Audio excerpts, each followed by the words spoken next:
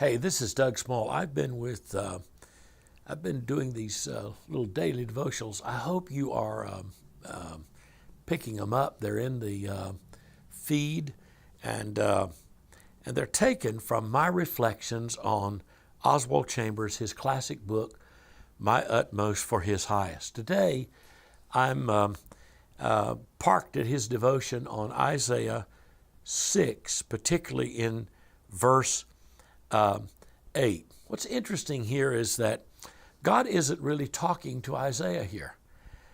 He just overhears God saying, "Whom shall I send, and who will go for us?" And he says, "Here am I, send me." Oswald Chambers says the call of God is not for a select few. It's for everyone.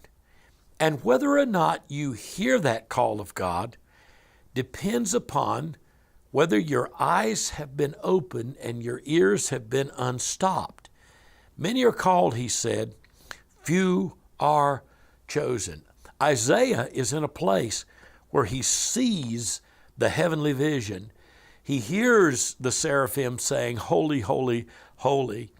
He experiences a moment of transformation where live coals are taken from heaven's altar, touching the unclean places in his life. He perceives the difference between God and himself, heaven and the earth, the people and who he should be as a prophet. He finds himself undone. There is this kind of unraveling. There's this kind of honesty. There's this kind of bare knuckle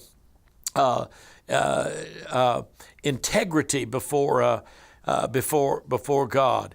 And in this moment, he hears the voice of God, and he says, "Okay, Lord, send me."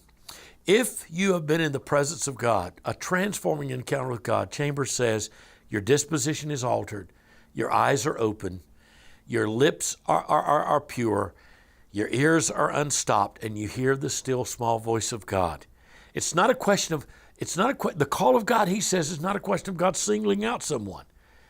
Anyone can be called. It's a question of being in the presence of God. This is prayer. This is really what prayer is all about. Get out of your mind, he said, the idea of expecting God to come with some kind of compulsion pleading thing. Will you go for me? That's not what's happening here. He overhears the general conversation, who will go? And he says, "Lord, I'll go. I'll go."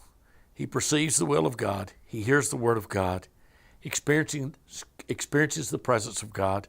He's purged and he's prepared for mission. He's chosen by God because he was in the presence of God. This is Doug Small, My Utmost for His Highest. Reflections on Oswald Chambers.